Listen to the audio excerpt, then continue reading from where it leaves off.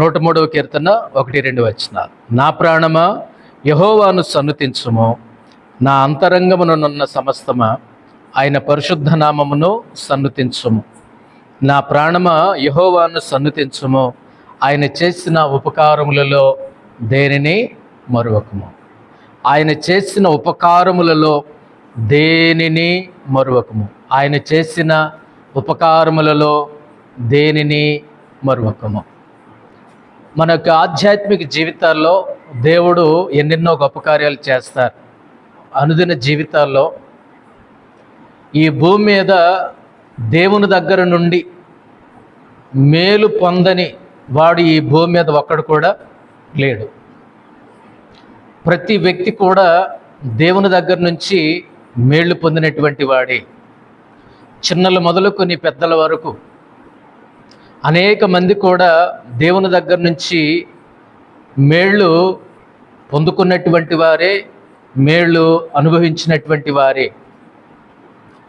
దేవుడు కూడా మంచివారికిని చెడ్డవారికిని, నీతిమంతులకును అనీతిమంతులకును అనేకమైనటువంటి మేళ్ళు ఆయన దయచేస్తున్నాడు. శారీరక సంబంధమైనటువంటి మేళ్ళు, ఆధ్యాత్మిక సంబంధమైనటువంటి మేళ్ళు, అనేకమైనటువంటి మేళ్ళు మన దేవుడు మన కోసం దయచేశాడు. కాకపోతే ఈ మేళ్ళు పొందినటువంటి దేవుని బిడ్డలు, మేళ్ళు అనుభవించినటువంటి వారు దేవునికి తిరిగి కృతజ్ఞతాస్తుతులు చెల్లించాల్సి వచ్చినప్పుడు చెల్లించలేకపోతూ ఉన్నాను. అందుకనే ఓ భక్తుడు ఒక పాట రాస్తాడు, కృతజ్ఞత లేని వారు కూలిపోతారంట. కృతజ్ఞత లేని వాళ్ళు కూలిపోతారు. కృతజ్ఞత లేనటువంటి వారు నామరూపాలు లేకుండా వెళ్ళిపోతారు. వారి యొక్క జీవితంలో కృతజ్ఞత కంటే కృతజ్ఞత అనంటే కృతజ్ఞత లేనటువంటి జీవితాలు వారి యొక్క జీవితాల్లో కనిపిస్తాయి. దేవుని దగ్గర నుంచి పొందుకోవటం అయితే పొందుకున్నాము కానీ, అనుభవించడానికైతే నిండా అనుభవించాము కానీ, అనుభవిస్తున్నాము కానీ, దేవునికి కృతజ్ఞతాస్తుతులు చెల్లించాల్సి వచ్చినప్పుడు అదేదో పెద్ద భారం నెత్తి మీద పడ్డట్లుగా అనుకుంటుంటాడు మేళ్ళు పొందినటువంటి వాడు. ఓ 10 మంది దేవుని దగ్గరకు వచ్చారు కుష్ఠరోగులు. దేవుడు చెప్పినట్లు వాళ్ళు వెళ్తూ ఉంటే ఎంతమంది శుద్ధులయ్యారు? 10 మంది శుద్ధులయ్యారు. కానీ ఎంతమంది తిరిగి వచ్చారు? వాళ్ళు ఒక్కడే తిరిగి వచ్చాడు. ఆ 9 మంది అటు నుంచి అటే వెళ్ళిపోయారు. కానీ ఒక వ్యక్తి మాత్రం తనకు స్వస్థత కలుగుట చూచి ఎక్కడికి వచ్చాడు? దేవుని దగ్గరకు వచ్చాడు. వాళ్లకు స్వస్థత కలగలేదు అంటే వాళ్లకు స్వస్థత కలిగింది, ఈయనకు స్వస్థత కలిగింది. కానీ ఇక్కడ ఏం బుద్ధి అంటే కృతజ్ఞతాస్తుతులు చెల్లించే బుద్ధి చాలా ప్రాముఖ్యమైనటువంటిది. అందుకని ఈ 103వ కీర్తనలో భక్తుడు అంటాడు, ఆయన చేసిన ఉపకారములలో దేనిని మరవకూడదు. అది చిన్నది కావచ్చు, పెద్దది కావచ్చు, అది ఎప్పటిదైనా కావచ్చు. మన యొక్క జీవితాల్లో దేవునికి మనం కృతజ్ఞతాస్తుతులు చెల్లించవలసినటువంటి వాళ్ళమై ఉన్నాం. దేవునికి మనం స్తుతులు చెల్లించవలసినటువంటి వారమై ఉన్నాం. స్తుతి చెల్లించనటువంటి వాడు, కృతజ్ఞత లేనటువంటి వాడు ఏ వ్యక్తిలో అయితే ఉండదో, ఏ కుటుంబంలో అయితే ఉండదో, ఏ సంఘంలో అయితే ఆ కృతజ్ఞత బుద్ధి అనేది ఉండదో, ఆ వ్యక్తి నిలవడు, ఆ కుటుంబము నిలవదు, ఆ సంఘము కూడా నిలవదు. కృతజ్ఞత లేని జీవితం మనం జీవించకూడదు. మరి దేవుడు చేసినటువంటి మేళ్లలో మనం చూస్తే, మనకు చదువు చెప్పినటువంటి ఉపాధ్యాయులను కూడా దేవుడు మనకు మేలుగానే ఇచ్చాడు, ఆశీర్వాదంగానే ఇచ్చాడు. దేవుడు మనకు అనుగ్రహించినటువంటి ఉపాధ్యాయులు కావచ్చు, జన్మనిచ్చినటువంటి తల్లిదండ్రులు కూడా కావచ్చు. ఉపాధ్యాయులను, విద్యాబుద్ధులు చెప్పేటటువంటి ఉపాధ్యాయులను దేవుడు మనకి ఎలాగిచ్చాడు? ఒక దీవెనగా, ఒక మేలుగా ఇచ్చాడు. వాళ్ళు విద్యాబుద్ధులు చెప్పబట్టే, వాళ్ళు గద్దించబట్టే, వాళ్ళు బెత్తం వాడబట్టే ఈ రోజున పిల్లలు మంచి మంచి హోదాలో, ఉద్యోగాల్లో, మంచి స్థాయిలో ప్రయోజనకరమైనటువంటి బిడ్డలుగా వాళ్ళు మంచి స్థాయిలో వాళ్ళు ఉంటున్నారు. దానికి కారణం ఏంటంటే విద్యాబుద్ధులు చెప్పేటటువంటి ఉపాధ్యాయుల విషయంలో దేవుని స్తుతించాలి. రెండవదిగా జన్మనిచ్చినటువంటి తల్లిదండ్రులు, వారి విషయములను బట్టి కూడా, తల్లిదండ్రులను బట్టి కూడా దేవునికి స్తుతులు చెల్లించాలి. అది కూడా మేలే. ఉపాధ్యాయులు అనేటటువంటి మేలు దేవుడు దయచేసిందే, తల్లిదండ్రులు అనేటటువంటి మేలు దేవుడు దయచేసిందే, అన్నదమ్ములు అక్క చెల్లెండ్రు. ఏది ఏమైనా మనసులో ఏమున్నా ఏమి లేకపోయినా కొన్నిసార్లు సడన్గా ఏదైనా అవసరమో అక్కరో వచ్చినప్పుడు దగ్గరగా ఉండేది వాళ్ళే. దేవుడు మూడవదిగా ఏ మేలు అనుగ్రహించాడంటే ఈ బంధుత్వం అనేటటువంటి మేలు అనుగ్రహించాడు. మనం అప్పుడప్పుడు అంటాం, నా రక్త సంబంధి అవబట్టే కదా నాకు ఈ సమయంలో మేలు చేశాడు, నా తోడబుట్టింది అవబట్టే కదా నాకు మేలు చేసింది, నా తోడబుట్టినవాడు అవబట్టే కదా నాకు ఈ సమయంలో మేలు చేశాడు. ఈ బంధము, ఈ కుటుంబ వ్యవస్థ అనేది దేవుడిచ్చినటువంటి మేలే. దాన్ని బట్టి కూడా మనం ఏం చెల్లించాలంటే దేవునికి కృతజ్ఞతాస్తుతులు చెల్లించవలసినటువంటి వాళ్ళమై ఉన్నాం. కొన్నిసార్లు జబ్బు వచ్చినప్పుడు మనకు వెంటనే గుర్తొచ్చేది ఎవరు? డాక్టర్స్ గుర్తొస్తారు, వైద్యులు గుర్తొస్తారు. కొన్నిసార్లు వాళ్ళకి దండం పెడతారు కొంతమంది, మీరు దేవుడండి. దేవుడు కాదు, వాళ్ళ యొక్క దృష్టిలో బ్రతికించాడు, అనారోగ్యం వచ్చినప్పుడు వైద్యం చేసి మేలు చేశాడు. కాబట్టి అలాంటి పరిస్థితుల్లో వాళ్ళు కూడా మనకు దేవుడిచ్చినటువంటి మేలే, వారు కూడా దేవుడిచ్చినటువంటి మేలే. హాస్పిటల్కి వెళ్తే అక్కడ కొంతమంది నర్సులు ఉంటారు, వాళ్ళ పని వాళ్ళు చేస్తారు, మనకు చేసి పెడతారు, కొంచెం సహాయం చేసేటటువంటి వాళ్ళు ఉంటారు. ఎందుకు ఇవన్నీ నేను చెప్తున్నానంటే వీళ్ళందరినీ కూడా దేవుడు మనకు ఒక మేలుగా ఇచ్చాడు.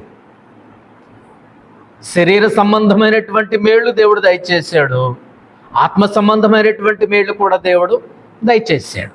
వీళ్ళందరూ మన చుట్టూ ఉన్నారంటే అది దేవుడిచ్చినటువంటి మేలే. కొన్నిసార్లు అప్పిచ్చేవాళ్ళు ఉంటారు, ఆయన కాకపోతే మనకి ఎవరు. ఆయన మనల్ని నమ్మి మన మీద ఉన్నటువంటి ప్రేమతో, అభిమానముతో, ఇంకేదన్నా కావచ్చు, మనకేం చేశాడు? అప్పిచ్చాడు. అది కూడా దీవెనే కదా. నన్ను ఆదుకున్నాడు అంటే దీని అర్థం ఏంటంటే అప్పులు చేసుకుంటూ పొమ్మని కాదు. దీని అర్థం దొరికిన కాడికి అప్పులు చేసుకుంటూ పొమ్మని కాదు, పేకల దాకా కూరుకొని పొమ్మని కాదు. దీని అర్థం అంటే మనకు అవసరమైనప్పుడు, అత్యవసర పరిస్థితుల్లో మనం ఉండినప్పుడు ఒక వ్యక్తి మనం అడగంగానే, కొంతమంది అడగకపోయినా కానీ మనకేమిస్తున్నారు? వాళ్ళు సహాయం చేస్తున్నారు. అలా సహాయం చేసేవాళ్ళు ఉండటము కూడా దేవుడిచ్చినటువంటి మేలే. అలా సహాయం చేసేవాళ్ళు ఉండటాన్ని బట్టి కూడా దేవుడిచ్చినటువంటి మేలే. ఇంకొక విషయం ఏమిటంటే కొన్నిసార్లు మనం బలహీన పరిస్థితుల్లో మనం ఉన్నప్పుడు, నిరాశలో ఉన్నప్పుడు, నిస్పృహలో ఉన్నప్పుడు, కృంగిపోయి ఉన్నప్పుడు ఆదరించే వాళ్ళు కొంతమంది ఉంటారు. అందరూ ఆదరించరు కానీ, అందరూ బలపరచరు కానీ, కొంతమంది ఆదరించేటటువంటి వాళ్ళు ఉంటారు. వాళ్ళు కూడా మనకు దేవుడిచ్చినటువంటి మేలే. వాళ్ళని బట్టి కూడా దేవునికి మనం ఏం చెల్లించాలి? కృతజ్ఞతాస్తుతులు చెల్లించాలి. వారిని బట్టి కూడా దేవుని మహింపరచాలి. మనకున్న ఆస్తి కావచ్చు, మనకున్నటువంటి ఆరోగ్యం కావచ్చు, మనకున్నటువంటి సంపద కావచ్చు, మనకున్నటువంటి స్థితి కావచ్చు, ఇవన్నీ కూడా దేవుడు మన యొక్క జీవితంలో చేసిన మేళ్ళే. ఇవన్నీ కూడా మన యొక్క జీవితంలో దేవుడు చేసినటువంటి మేళ్ళే. కాబట్టి వీటన్నిటిని కూడా గుర్తు చేసుకుంటూ మనం ఏం చెల్లించాలి? ఆయన చేసిన ఉపకారములలో దేనిని మరువకు.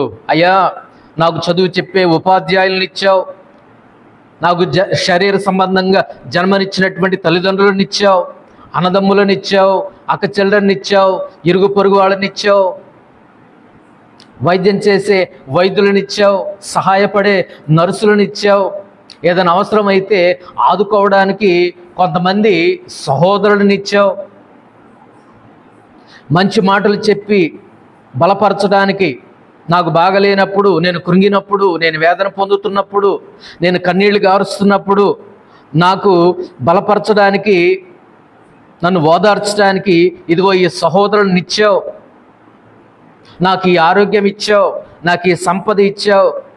ఇవన్నీ నీవు ఇచ్చిన దీవెనలే ప్రభువా. వీటన్నిటిని బట్టి నేను నీకేం చెల్లిస్తున్నాను? కృతజ్ఞతాస్తుతులు చెల్లిస్తున్నాను అని మనము దేవునికి కృతజ్ఞతాస్తుతులు మనం చెల్లించాలి. సణుక్కోకూడదు, దేవుని యొక్క సన్నిధిలో సణుక్కోకూడదు. కొన్నిసార్లు ఎవరైనా మనకు మేలు చేస్తే మనల్ని ఆదుకుంటే, మనకు ఆర్థికంగానైనా కావచ్చు, మాట పరంగానైనా, మనీ పరంగానైనా కావచ్చు, ఎవరైనా మనల్ని ఆదుకున్నప్పుడు మరలా వాళ్ళ పేరు చెప్పడానికి మనకు ఇష్టం ఉండదు. అదేం బుద్ధో గాని కొన్నిసార్లు చెప్తాడా మనిషి? కొన్నిసార్లు చెప్పడు.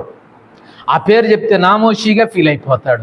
నేను ఫలానా వాని వల్ల నేను మేలు పొందాను, ఫలానా వ్యక్తి నన్ను ఒకానొక రోజున నేను ఆర్థిక పరిస్థితిలో కుదేలైపోయినప్పుడు, కృంగిపోయినప్పుడు, శారీరకంగా కృంగిపోయినప్పుడు, ఆత్మీయంగా కృంగిపోయినప్పుడు, ఆర్థికంగా కృంగిపోయినప్పుడు ఫలానా సహోదరుడు, ఫలానా సహోదరి నన్ను ఇలా ఆదుకున్నది, నాకు ఇలా మేలు చేశాడు అని మనం నోరారా చెప్పుకోవడానికి ఒక నామోషిగా ఫీల్ అయ్యేటటువంటి వాళ్ళు కూడా చాలామంది ఉన్నారు.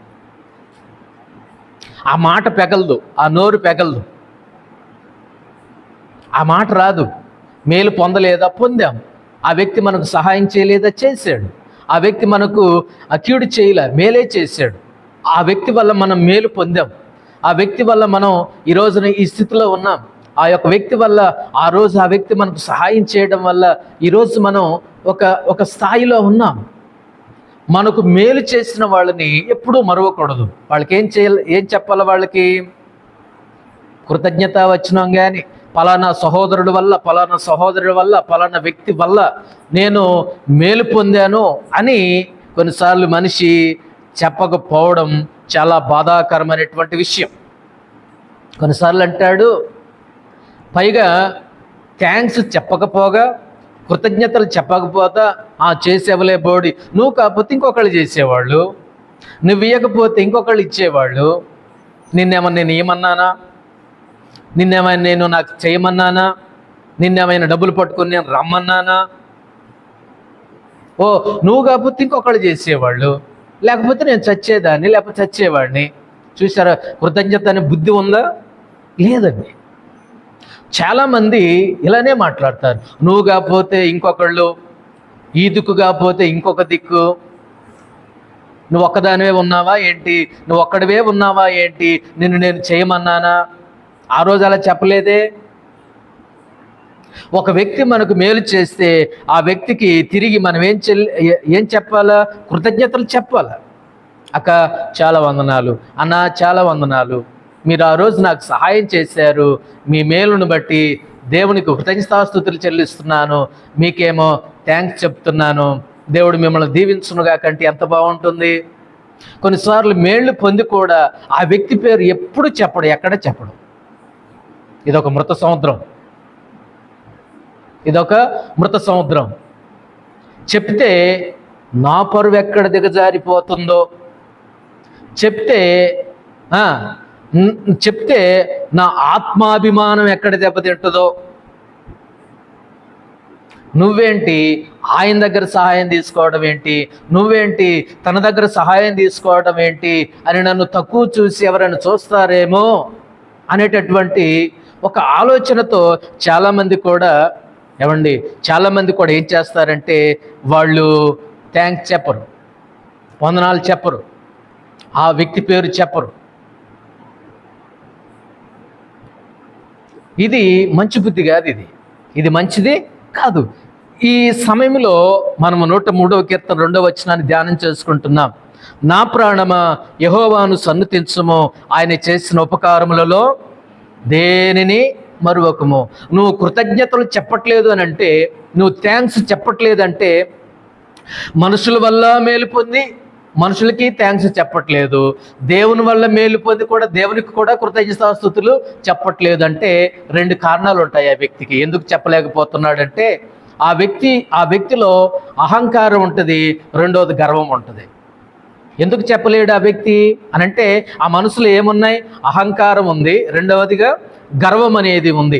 ఈ రెండు ఉండడాన్ని బట్టి నేను ఎవరి వల్ల మేలు పొందానో ఆ వ్యక్తిని నేను మెచ్చుకోలేకపోతున్నాను, ఆ వ్యక్తి పేరు చెప్పలేకపోతున్నాను. రెండవది ఏంటంటే దేవుని దగ్గర నుంచి మేలు పొందాను, అనుభవించాను, తరతరాలుగా అనుభవిస్తూ ఉన్నాను.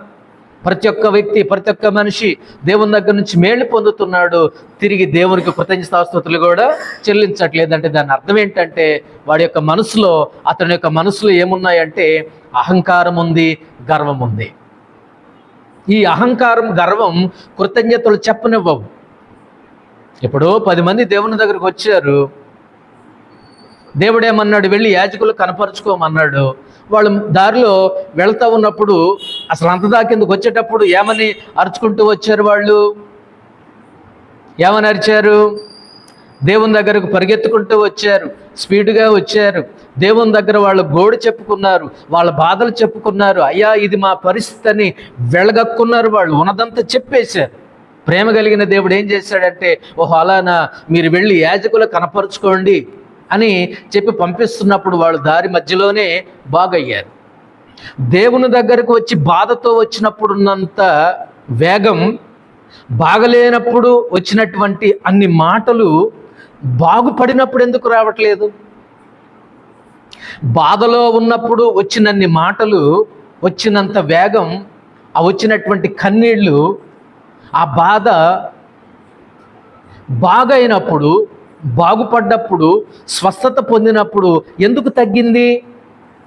ఇంకేముందులే పోయేదనా, ఇంకెందుకులే అనుకోనా, పోకపోతే ఏమైందిలేనా? ఈ రోజున ప్రతి ఒక్క వ్యక్తి యొక్క జీవితంలో దేవుడు మేలే చేశాడు కానీ కీడు చేయలేదు. ఎందుకు దేవుని దగ్గరకు రాలేకపోతున్నారు వాళ్ళు? దయ్యాల వలన పీడించబడినటువంటి వాళ్ళు, అనారోగ్యం వల్ల పీడించబడినటువంటి వాళ్ళు, చావు సమస్య నుండి తప్పించుకున్నటువంటి వాళ్ళు, ఇక నువ్వు చస్తావు, నువ్వు బ్రతకవని డాక్టర్ గారు సర్టిఫికెట్ ఇస్తే ఏడ్చుకుంటూ దేవుని దగ్గరకు వచ్చి మరలా బాగైనటువంటి వాళ్ళు ఎందుకు దేవునికి కృతజ్ఞతాస్తుతులు చెల్లించట్లేదు ఈ రోజున? ఏమున్నాయి వాళ్ళ మనసులో, వాళ్ళ యొక్క జీవితాల్లో? ఒకటి అహంకారం, రెండవది గర్వం.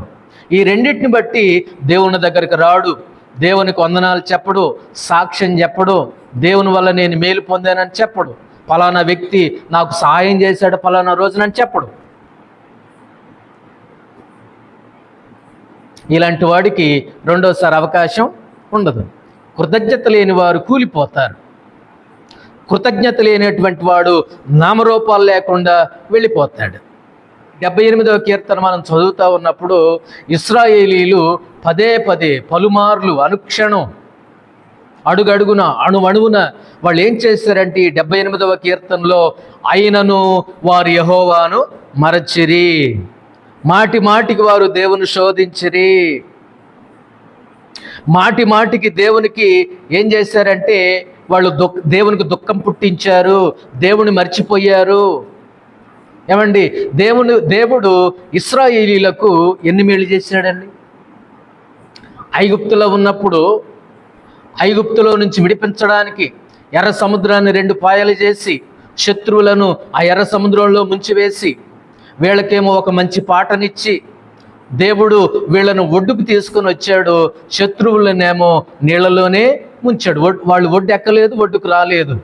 కానీ నిన్నైతే ఓ ఇశ్రాయేలు నిన్ను ఒడ్డుకు చేర్చాడు దేవుడు. ఒడ్డుకు చేర్చిన దేవుణ్ణి నువ్వు అణువణువున, అడుగడుగున, అనుక్షణం నువ్వేం చేసావంటే దేవుణ్ణి మర్చిపోయావు. అయినను నీకు మేలు చేసిన దేవుడు, నీకు కీడు చేయక నీకు మేలే చేసినటువంటి దేవుణ్ణి, అరణ్యములో నిన్ను ఆహారం ఇచ్చి పోషించినటువంటి దేవుణ్ణి, నీకు నీళ్ళిచ్చి నీ దప్పిక తీర్చినటువంటి దేవుణ్ణి, నీకు వస్త్రం ఇచ్చి అన్నం పెట్టి తర్వాత నీళ్ళు ఇచ్చి కంటికి రెప్పలా నిన్ను కాచి కాపాడి పగలు మేఘస్తంభంగా రాత్రి అగ్నిస్తంభంగా ఉండి దేవుడు నీకు ప్రతి ఒక్క అక్కర్లో నీ అవసరతలు తీరిస్తే ఇశ్రాయేలు ఏం చేశారు?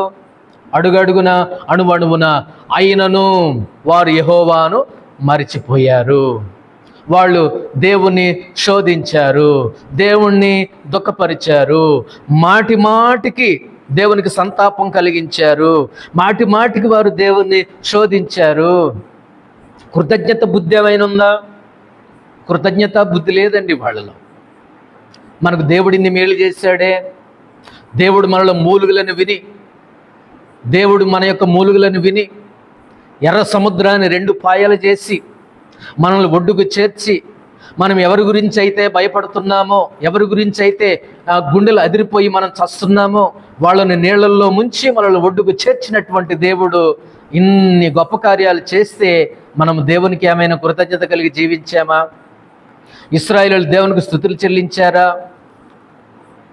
అన్నం పెట్టి, నీళ్ళిచ్చి, వస్త్రం ఇచ్చి, ఆరోగ్యం ఇచ్చి, పాడుకోవడానికి పాట ఇచ్చి, చేరుకోవడానికి చక్కటి కనాను దేశం ఇచ్చి, పాలు తేనెలు ప్రవహించు దేశంలోనికి నడిపిస్తే ఏమైనా కృతజ్ఞత వాళ్ళ యొక్క జీవితంలో ఏమైనా ఉందా?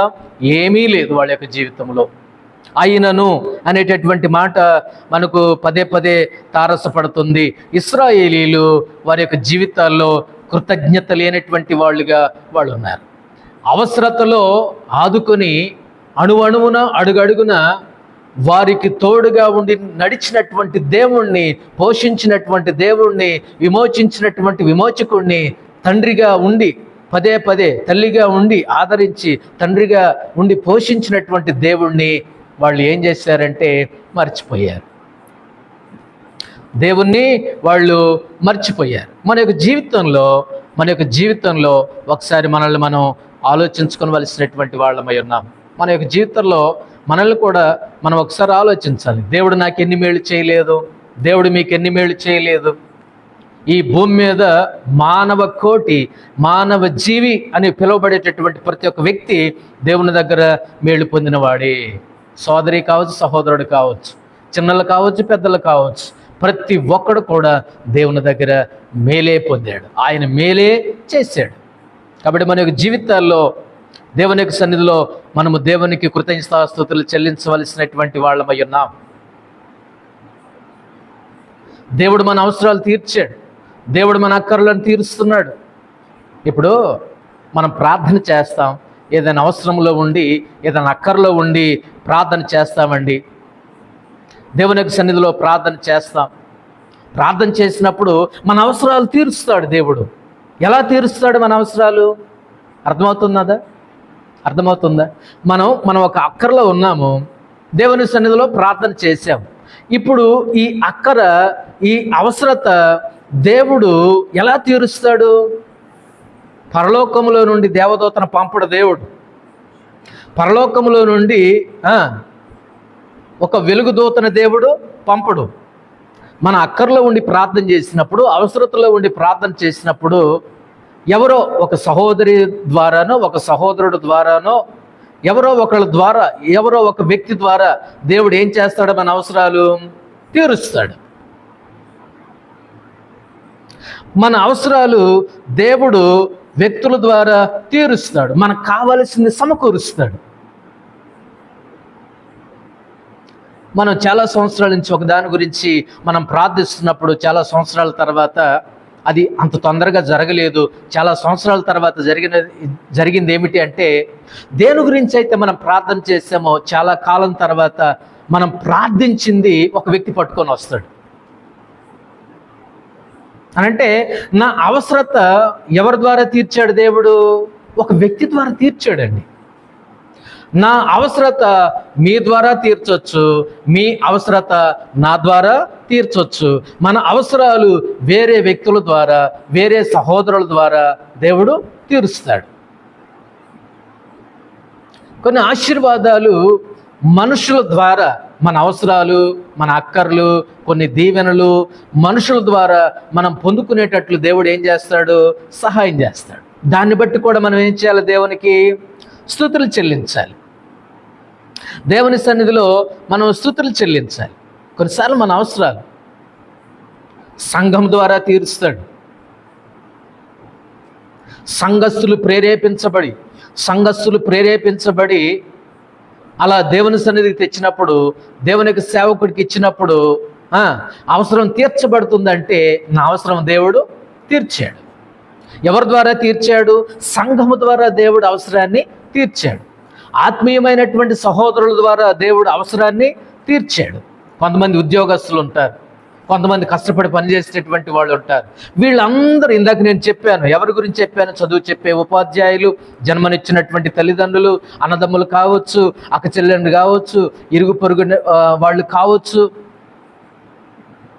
వైద్యం చేసే డాక్టర్ కావచ్చు, నర్సులు కావచ్చు, మనం కృంగిపోయినప్పుడు ఆదరించడానికి ఉన్నటువంటి ఆదరించే సహోదరులు కావచ్చు, మనకు చేబదులిచ్చి మనకు సహాయం చేసేటువంటి వాళ్ళు కావచ్చు, మాట పరంగానో మనీ పరంగానో సహాయం చేసే సహోదరులు కావచ్చు. వీళ్ళందరి ద్వారా దేవుడు మనకి ఏం చేస్తున్నాడు?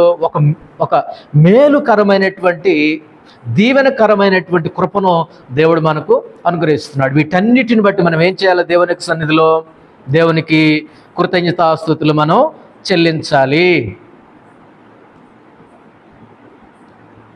కొన్నిసార్లు మనిషి అనుకుంటాడు, దీన్ని నేను పొందడానికి నేను అర్హుణ్ణి అని అనుకుంటాడు. ఆ బియ్యపు గింజల మీద నా పేరు రాసి ఉంది అని అంటాడు. ఇదిగో నేను తినే ఈ ముద్ద మీద నా పేరు రాసి ఉంది.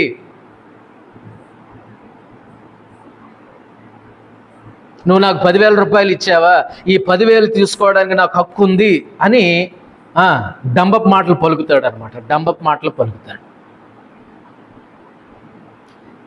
ఇక నేను తప్ప ఇంకెవరున్నారు? నాకంటే యోగ్యుడు తప్ప ఇంకెవరున్నారు? నేను దీనికి అర్హురాల్ని కాబట్టే నాకు వచ్చింది అని అనుకుంటా. కానీ దేవుడు తన కృప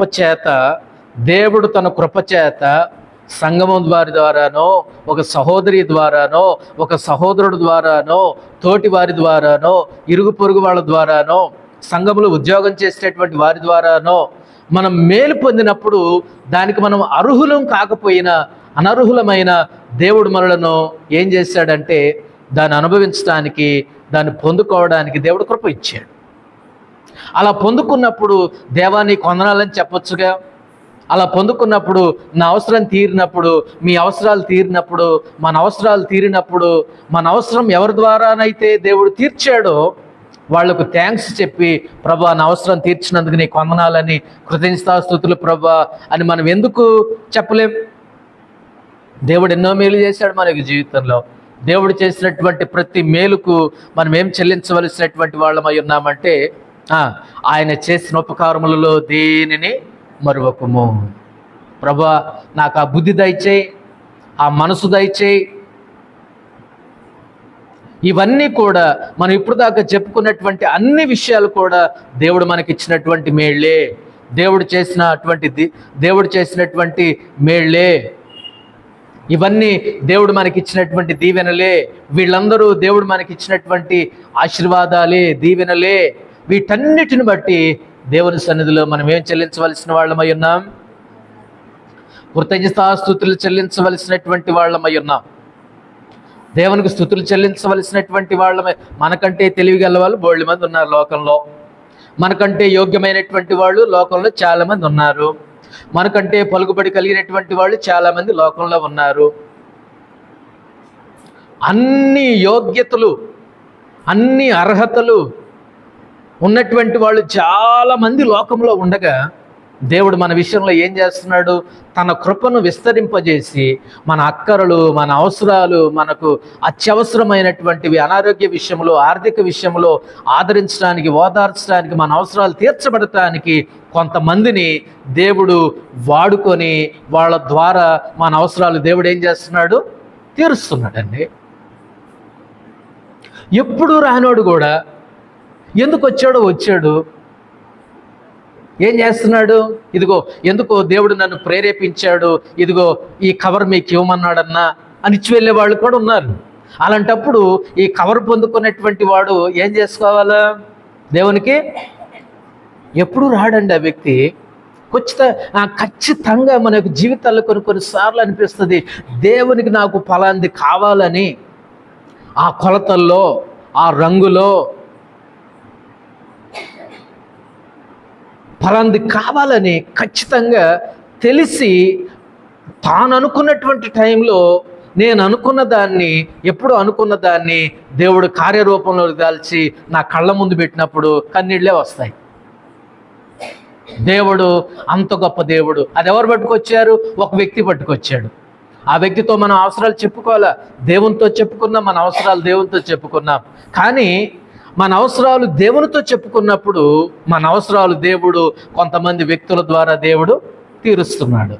దాన్ని బట్టి మనం ఏం చెల్లించాలి? దేవునికి కృతజ్ఞతాస్తుతులు చెల్లించాలి. ఆ మనుషుల్ని మరవకూడదు. ఆ మనుషుల్ని ప్రేరేపించి వాడుకొని మన అవసరాలు తీర్చిన దేవుణ్ణి మనం మరవకూడదు. ఈ రోజున చాలామంది అండి, కొంతమంది దగ్గర మేళ్లు పొంది, కొంతమంది వ్యక్తుల దగ్గర మేళ్లు పొంది వాళ్ళు ఏం చేస్తున్నారంటే తప్పు, వాళ్ళ పేరు కూడా తలుచుకోరు. కనీసం వాళ్ళ పేర్లు కూడా తలవరు, చెప్పుకోరు. నామోషి, ఆత్మాభిమానం దెబ్బతింటది. దేవుడు మన యొక్క జీవితంలో ఎన్నో గొప్ప మేలు చేశాడండి.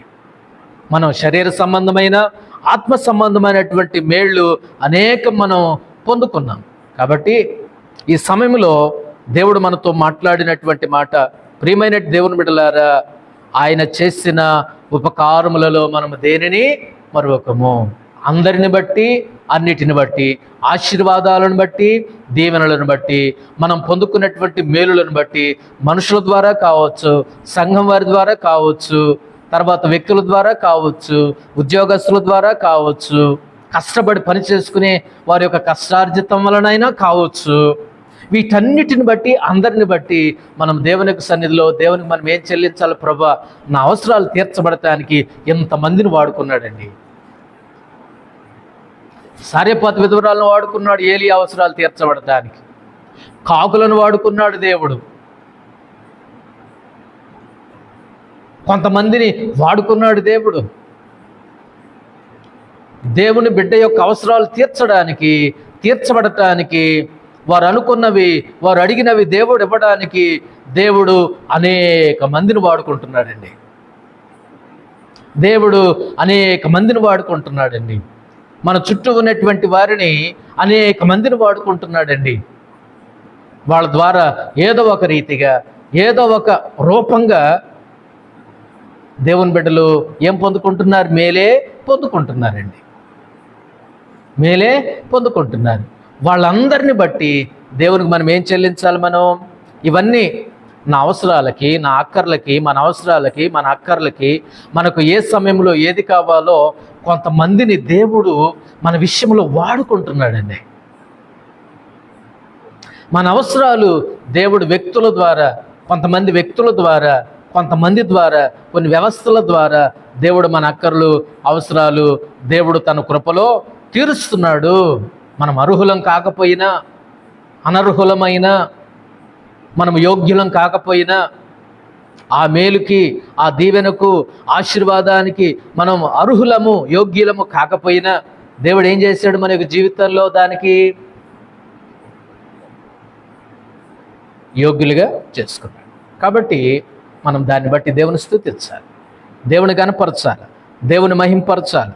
దేవుడు చేసినటువంటి మేళ్లను బట్టి, దేవుడు మన యొక్క జీవితంలో చూపించినటువంటి కృపలను బట్టి దేవునికి స్తుతులు చెల్లించవలసినటువంటి వాళ్ళమైన. చూడండి 103వ కీర్తన మరలా 1-2 వచనాలు చదువుదాం. నా ప్రాణమా యెహోవాను సన్నుతించుము, ఆయన పరిశుద్ధ నామమును సన్నుతించుము. కాబట్టి నా ప్రాణమా యెహోవాను సన్నుతించుము, ఆయన చేసిన ఉపకారములలో దేనిని మరువకుము. కాబట్టి మనం ప్రార్థన చేసుకోబోయే ముందుగా, ప్రభువా, నా అక్కరలు, నా అవసరాలు తీర్చడానికి ప్రభువా ఇంతమందిని ఇన్ని రకాలుగా నా కోసం నువ్వు ఏర్పాటు చేసావు. వాళ్ళ ద్వారా నా అవసరాలు తీరుస్తున్నావు, వాళ్ళ ద్వారా నా అక్కరలు తీరుస్తున్నావు. నాకేది కావాలో, నాకు ఎప్పుడు కావాలో, ఏది కావాలో, ఏ టైంలో కావాలో ఆ టైంలో నాకన్నీ కొంతమంది ద్వారా సమకూర్చి పెడుతున్నావు ప్రభువా అని దేవునికి మనం ఏం చెల్లించాలి? కృతజ్ఞతాస్తుతులు చెల్లించాలి. ఇశ్రాయేలీయులు మేళ్లు పొందారు, అణువణువున, అడుగడుగున మేళ్లు పొందారు. దేవుడు పెట్టింది తిన్నారు, దేవుడు మంచినీళ్ళు ఇస్తే తాగారు, పగలు మేఘస్తంభంగా, రాత్రి అగ్నిస్తంభంగా దేవుని యొక్క కాపుదలను నిండార మెండుగా మంచి మత్తుగా నిద్రపోయాడు వాళ్ళు. దేవుడు కాపలా కాస్తేనేగా వాళ్ళు నిద్రపోయింది, దేవుడు కాపలా కాస్తేనేగా వాళ్ళు క్షేమంగా ఉన్నారు. ఇన్ని మేళ్లు పొందినటువంటి ఇశ్రాయేలీయులు తోడుగా ఉన్నటువంటి దేవుణ్ణి తొందరగానే మర్చిపోయారు. వాళ్ళు 10 మంది కుష్ఠరోగులు దేవుని దగ్గరకు వచ్చి ఎంత తొందరగా మర్చిపోయారండి వాళ్ళు. ఆ తిరిగి వచ్చినటువంటి ఆ 10 మందిలో తిరిగి వచ్చినటువంటి వ్యక్తిగా మనం ఉండాలి. దేవునికి స్తుతులు చెల్లించాలి, దేవుని కనపరచాలి. అన్నిటిని బట్టి, దీవెనలను బట్టి, ఆశీర్వాదాలను బట్టి, తీర్చబడుతున్నటువంటి అక్కర్లను బట్టి ఎవరి ద్వారా దేవుడు తీరుస్తున్నారో ఆ వ్యక్తుల్ని దీవించాలి. మనం వారి గురించి ప్రార్థించాలి. వాళ్ళను వాడుకుని మన అవసరాలు తీర్చినటువంటి దేవునికి మనం కృతజ్ఞతాస్తుతులు చెల్లించాలి. ఇన్ని దీవెనలండి. దేవుడు చేసే దీవెనలు, దేవుడు చేసే మేళ్ళు ఎలా ఉంటాయో ఇప్పుడు దాకా మనం మాట్లాడుకున్నాం. దేవుడు మన యొక్క జీవితాల్లో అనేకమైనటువంటి మేళ్ళు చేశాడు. ఆయన చేసినటువంటి మేళ్లలో ఒక కోణాన్ని, ఒక భాగాన్ని, ఒక అద్భుతమైనటువంటి మాటలను మనం ధ్యానం చేసుకున్నాం. దాన్ని బట్టి మనం ఏ విధంగా ఉండాలంటే దేవునికి కృతజ్ఞతాస్తుతులు చెల్లించే వారిమిగా మనం ఉండాలి. దేవుని గణపరిచేటటువంటి వారిమిగా మన యొక్క జీవితాల్లో ఉండాలి. అలా ఉందామా? దేవుడు మనల్ని దీవిస్తాడు. అలా ఉందామా? అలా ముందుకు సాగుదామా? మనం పొందుకోవాలంటే మనము కూడా ఇచ్చేవారిమిగానే ఉండాలి. మనకు సహాయం రావాలంటే మనము కూడా సహాయం చేసేవాళ్ళంగానే ఉండాలి. మనం పొందుకోవాలంటే మనము కూడా ఇతరులకు మనము జ్ఞాపకం చేసుకుని వాళ్ళకు కూడా చేయవలసినటువంటి వాళ్ళుగానే మనం ఉండాలి.